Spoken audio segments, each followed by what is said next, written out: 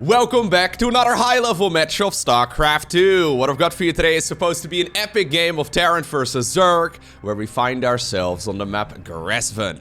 Now, spawning here in the top left-hand corner, playing with the blue Terran SCVs, we have GuMiho, and his opponent in the opposite corner with the red Zerg pieces. He goes by the name of Solar. Now, I haven't seen this particular game just yet, but from what I've heard, GuMiho is gonna pull off some awesome strategies. So, we'll see exactly what the man decides to go for here as this game progresses. Now, once again, I can't help but notice that we are once more on the map Grezven. It seems that pretty much all of the epic games this season in StarCraft 2 so far, they have been played on this particular map. It seems that pretty much every season there's always one map that produces more epic games than the others. And apparently this time around, it's the one with the worst name, at least in my opinion. I used to call this Grezven. But apparently, or Grezven, I don't know. It's definitely not with an A, so I guess it's Grezven? It's a planet, I think, in some sort of webtoon comic type of... I don't know, man. No idea why it's decided to, or the map maker decided to go, but the layout at the very least is excellent. So I just had a quick look at the statistics for this particular map so far at the tournament level.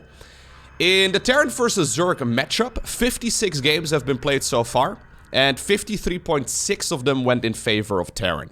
So, about 50% of the games going in favor of Terran, about 50% of course then going in favor of Zerg as well. No single tie just yet, okay, on this map, so that would have been interesting too, I guess. But not a single tie has been played on this map at the pro level so far. I think probably one of the main reasons why this map is producing so many excellent games is because of the fact that you... Well, maybe this is not very relevant for the Zerg, so let me show you it from the Terran's perspective. Most maps have an easy-to-take natural, right, for obvious reasons, and then you have a third base that you can quite easily take, and then a fourth base as well, usually in the opposite direction, right? That's the standard. However, Grezven always has this forward base as well, so... Because you have access to 5 mineral lines and, well, 10 gas geysers... I guess you have access to some more interesting unit compositions as well, because you can mine all of those bases pretty easily. Zerg doesn't really care so much. Zerg is happy for all of the bases to be very far apart, because, well, obviously the creep spread and just the speed of the units and the amount of vision you get, it's, yeah, very beneficial for the Zerg. But overall, I mean, it's not like Zerg is really complaining about this forward fifth either, even though they would probably rather not have it there in the first place. Anyhow, let's see. Standard builds so far from both of these players. Quick triple hatchery opener right here from Solar. He's decided to pull all the drones out of gas. 0 gas right now in the bank, just going for the metabolic boost upgrade. Early on for Zerg, all of the units they produce, they only cost minerals. Be it Zerglings, be it spine crawlers, spore crawlers, be it queens, be it overlords, be it drones. Everything just a bunch of minerals, so... This upgrade is very important, of course. Having your Zerglings with little wings running around a little bit quicker is very handy. But other than that, you really don't need a lot of gas in the early game. So Solar, for now, he's just powering out as many workers as possible. If he wants to go for some sort of aggression, which honestly isn't really Solar's way, but he should be adding on a Roach Warren between right now and about 10 seconds. That was just a little extractor trick. Okay, fair enough. In the meantime, on the other side of the map, okay. GuMiho playing a little bit of a different strategy. Going for a single Hellion, opening up with a couple Marines before ultimately adding on the reactor. Now he's already got himself a fusion core coming up. There's a starport here as well with a tech lab on it, but not producing anything just yet. Now I wonder if this is due to the way that Solar has been moving around his overlords, because they are quite far away from the main base. Normal overlord scouts go into the main base of the Terran. Ooh, Hellion managed to sneak in. Normal... Ooh, okay. Got surrounded by drones. He got killed by the very thing he swore to destroy. Anyways, normal Overlord Scout goes in at about 3:45, maybe 4 minutes. This Ovi, man, he's very ambitious. He should be spotted from a mile away. But at this point, GuMiho has not got vision of that area of the map just yet. Anyways, it is indeed going to be a Battlecruiser opener. We're gonna go straight into the Yamato cannon as well, the weapon refit. That upgrade is pretty expensive, so usually you only do that when you want to go for multiple Battlecruisers. And, well, judging by the fact that there's now a second starport here as well, Gumi is gonna go for some mass Battlecruiser play. Not something we see all too often. So, of course, this game, I mean, it's a high-level game of StarCraft 2. Pretty much all of the ones that I've casted over the last week or so, they were played at IEM Katowice, which is the StarCraft 2 World Championships. So this is not GuMiho messing around. There's $500,000 on the line for this particular tournament. So Gumi is bringing his best strategies. Yeah, and there it is. Apparently what he considers to be one of his best strategies right now is a double starport, double battlecruiser opener. Now, you know what I would really like to see him do? Keep this one at... Okay, well... I was gonna say, keep that one at home. Ooh! Keep it there! No, don't... Okay. I would have really liked to see him save up a couple of battlecruisers, engage with maybe, like, 3 of them all at once. Because right now, Solar is gonna have a little bit of time. I guess Solar should always scout this sort of thing.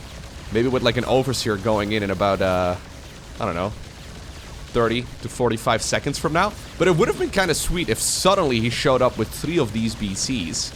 Maybe a little bit dangerous, maybe a little bit risky to save up that many of them, but I think it could have definitely been a pretty interesting style to play. Anyways, GuMiho must have tested it though. He decides to jump in with the very first BC. I thought for a second he was jumping it in just to like get the cooldown back. Not engaged just yet, but anyways.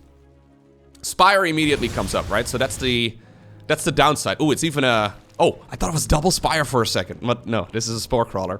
That's a Spire right over there. You basically force that sort of thing out, right? As soon as you see a battlecruiser as a Zerg, you need to go for a Spire. Even though it could be just a single battlecruiser opener, you really have to respect it, just on the off chance that it's a double battlecruiser play.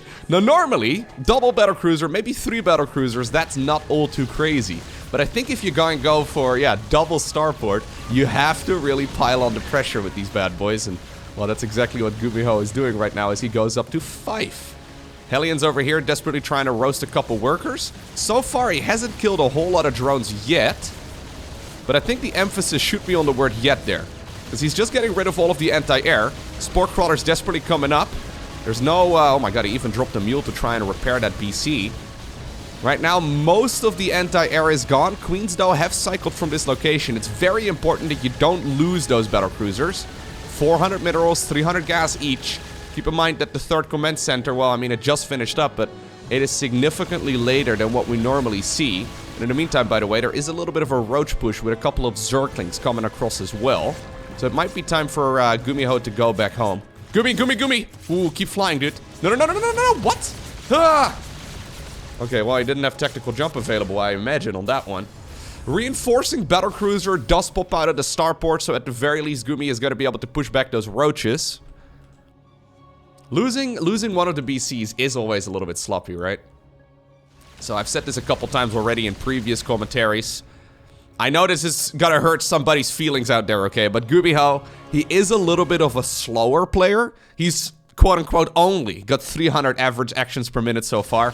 It doesn't sound like a small amount, but at this level of play, it is actually on the lower end of things. He really needs to get out of here, though. Hello. Oh my god, what? Could have sworn that that one was dead.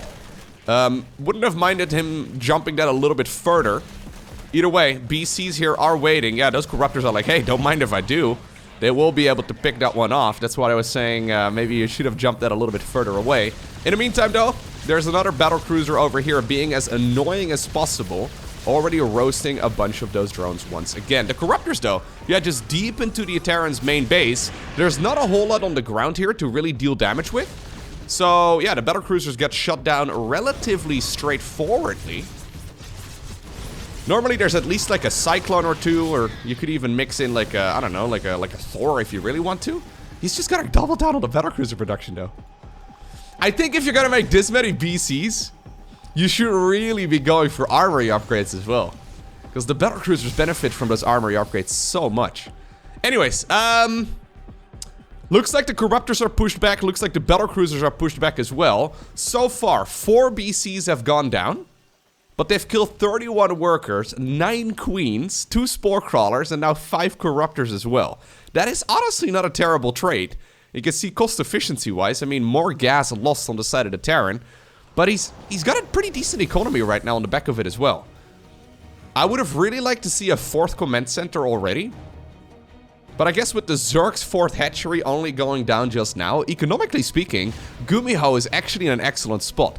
Normally, whenever you go for a Battlecruiser opener, losing 4 of them would be GG, okay? Because that is a lot. But I guess even though he lost them relatively early on into this game, usually they gain value over time, right? Since you pop them in and out, and then you obviously jump them back home. These don't really need to gain value over time, because he's already done a lot of damage with the ones that he's lost. Okay, a couple of roaches here, being very ambitious.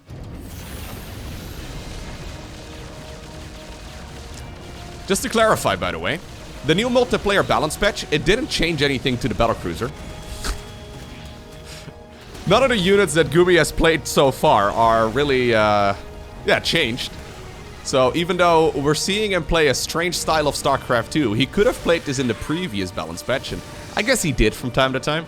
Anyways, the main reason I imagine why he's playing this, though, is this transition right now. So the Cyclone was changed, most notably this upgrade. It's now a little bit more solid against everything, rather than only being good against armored units. So we have a Cyclone Hellion transition right now, while still pumping out more Battlecruisers. So one question you always have to ask yourself as a Zerg, right? It's not so much that countering the Battlecruisers is hard. Oh my god, suddenly there's 5 of them in the main base. The question is, how many Corruptors do you produce? Because if you make 50 Corruptors, sure, all of the Battlecruisers die, but then you have got no units on the ground. If you can't morph them into greater Spire units, generally speaking... Oh my god, look at this. Just Mass Yamato with a lair. Generally speaking, it's hard to get much done. Get out, get out. Ooh. Did they not have energy? Okay, those Infestors were very close to shutting it down.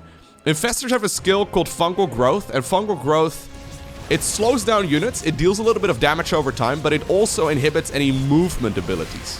So if the Fungal Growth was landed right there on those Battlecruisers, they would not be able to jump back home. He had 3 of them available as well, so that could have been an absolute disaster right there for Gumi, because the chain fungaling would have definitely kept those Battlecruisers in the main base of the Zerg for long enough for the Corruptors to pick them all off, but in the end, they managed to come back home. Another bunch of workers have gone down.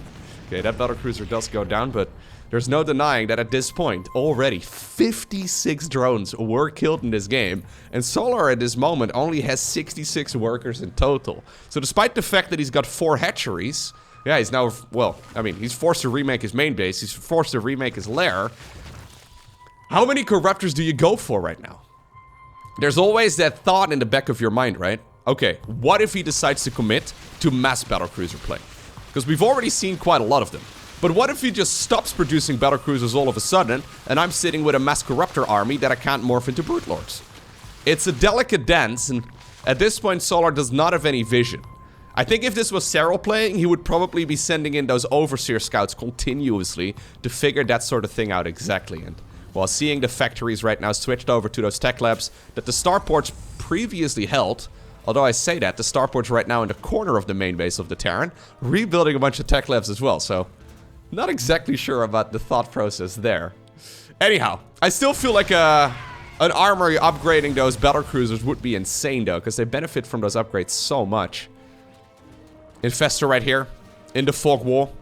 Nice, you know, warm position, I think, to hang out. My cats like to sit on top of my computer case as well, just because of the upwards-facing fan. Nice on your butt, I guess. I don't know. I'm imagining that's what those Infestors are experiencing right now as well. That's one of the things I never considered when I got my new computer. I have a bunch of exhaust fans at the top of my computer case, which works great at dissipating the heat. The cats also do agree, however. Turns out there's a setting in Windows that allows you to... So I also have the power button on top of my computer case. Turns out there's a Windows setting that allows you to disable that while your computer is turned on. Because I had a couple of instances where my cats turned off my computer. They were just enjoying a nice warm breeze. And then suddenly the computer shut down. Anyhow. He's still sprinkling in Battlecruisers and now going into Ravens as well. There's an engineering bay, not for bio units. He apparently has decided to go for the building armor, and already, yeah, he already finished the high-sec auto-tracking. What a crazy build right here from Gumi. So again, normally, right? Normally, we see Terran players mixing in Ghosts, because Ghosts are considered the ultimate late-game unit for Zerg. Well, versus Zerg, that is. They're good against Lurkers, they're good against Brute Lords, they're good against Ultralists, they're good against everything. Okay, once again, Corruptor showing up. Oh, he gets that. Oh my god, that was a really sick trade. He gets them out of there. In the meantime, a couple SCVs have gone down over here. But if you look at the battle report, that was certainly a nice trade there. 7 Corruptors dying to the Yamato cannon. Very nicely done right there. And that's the real downside, right? Like, these cooldowns are long. So if you look right here in the bottom right-hand corner, you can see the little icon right there for the Battlecruiser for when it has the Yamato gun available once again. It's a pretty long cooldown, but it seems to be available every single time that the Corruptors get close. And if you can just Yamato one of those Corruptors each and then teleport out, that is like, well, 8 or so. How many does he have? Yeah, 8 or so of those Corruptors going down at a time. And they're not particularly cheap units. Okay, so Solar has decided to take the approach of, I'm going to throw a lot of stuff at the opponent and try to win the game that way. So he's currently got 86 workers of income, which is a pretty decent amount. Trying to, yeah, just throw a couple corrosive biles down. He does get a siege tank. But the position here is going to be difficult to break. Look at that bunker as well, an upgraded bunker. When's the last time you've seen that? Don't think he really needed it, but it's merged together with the building armor. So, yeah, he's only got 3 Marines. Upgraded bunkers maybe not that useful. Cyclones are coming out right now. I guess that's primarily because of the siege tank count. Siege tank count is sufficient enough right now to cover most of the important parts of, this terrain. Now we're gonna start slow pushing, I think, for this base down over here. There are some infestors available. Fungal growths obviously can deal a tremendous amount of damage, and there's one fungal going down. We do have that Raven throwing in an anti-armor missile as well. Against, well, Yamato gun, it doesn't really matter all too much. Very nice corrosive biles right there, though, from our Zerg, as he now grabs a lot of those Battlecruiser kills. Beautifully done over there, slowly sprinkling in those biles, but maximizing the amount of damage that was done. He does end up losing a bunch of his units, but you can see right there, yeah, this trade right there was excellent right here for the Zerg. Mainly also because rebuilding these units actually takes a long time, so that is something that's not really taken into account over here when you look at the resources destroyed. But building 4 Battlecruisers, it takes forever. Now suddenly, yeah, we've got that very speedy Zerg tech switch. So the Corruptors not really needed in such a big number anymore. Great scan right there from Gumi, as he does see those Brute Lords coming up, and he immediately fires up 4 Thors. Without Thors, he's gonna have a very hard time. Well, he needs either Ghosts or Thors. Or like 100 Vikings, but I don't think that's a very realistic choice. The Cyclones, they would really like to lock onto the Brutes, but it's a very dangerous move to make, yeah. Okay, that scan was excellent. At the very least, the Thors are now halfway done. But for the time being, Solar is going to be able to push this pretty nicely. There's just not enough anti-air available here for the Terran player to push this back. Battlecruisers try to create a distraction, trying to buy time. That's the command center going down. But for now, yeah, these Brutes are super scary. Now suddenly, the Roach Ling army over here down south as well. At least the Planetary Fortress finishes up, but that is still a ton of SCVs going down. Okay, Brute Lords decide to go back home. They don't want to overextend. Corruptors must have spotted these Battlecruisers, or at the very least figured out that they, if they weren't with the main army, they must have been hiding somewhere. There's one BC going down, another BC going down. And that was a very expensive set of units to lose. At the same time, though, look at Gumi, man. He needs to buy time. He realizes that he's not going to be able to win the game if he doesn't get Thors out. So he decides to just go for the full-on counterattack. That's normally what Zerg players do whenever they can't hold the army of the opponent. Usually they try to create a distraction while building up a force, but now suddenly, I mean, the Corruptor count is nice, but there's not a whole lot of flying units to kill. Thors are still coming out. There's already 5 of them. They are well upgraded. When they are in that high impact mode, they can definitely pick off the Brute Lords from a distance. Now suddenly, though, the Corruptors, okay. Well, this is a very expensive set of, yeah, repair resources to lose right here on Gumi's end. He also does end up losing the command center there in the end. 14 drones, though, have gone down. 2 more Battlecruisers somehow, some way, found an angle. And honestly, the amount of bases killed here on the right side of the map really does justify this quite nicely right now. Jump home, jump home, jump home. It's not gonna happen. Fungal. Yep. The amount of damage, though, that GuMiho just did with that counterattack actually justifies losing those CCs as well. He's just pushing forward. Lovely movement here by Gumi. Look at the mini-map as well. The creep was everywhere previously, but now suddenly he's done an amazing job pushing at every single angle, trying to deal as much damage as possible. And despite the fact that I feel like Solar had his opponent on the ropes, suddenly GuMiho's shows up with a massive tech transition. Look at the Thor count.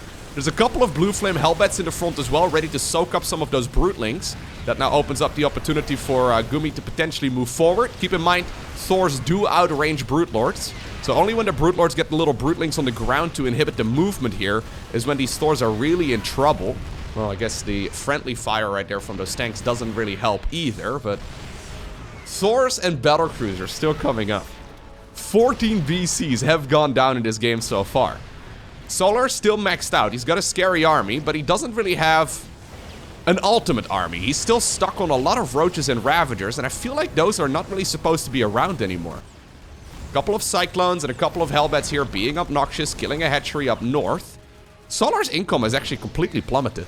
Yeah, would you look at that. He had an amazing economy for the last 10 minutes or so, but right now, suddenly, the roller coaster is going up right there in favor of Gumi, which is exactly where he wants to be. Okay.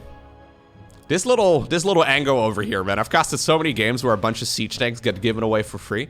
He does have Brute-Lord Infestor, though. Brute-Lord Infestor is amazing since there are no ghosts available. You'd imagine that the Brute-Lords... Oh my god, man. That the Infestors can get some really good traits in as well. Those Thors, though, from the bottom, dealing so much damage, man. Look at them, picking off those Brutes one at a time. Sure, those Neuroparasites are awesome, and maybe you can take control of some of the Terran army, but these legends over here at the bottom just absolutely wipe the floor with that Zerg force.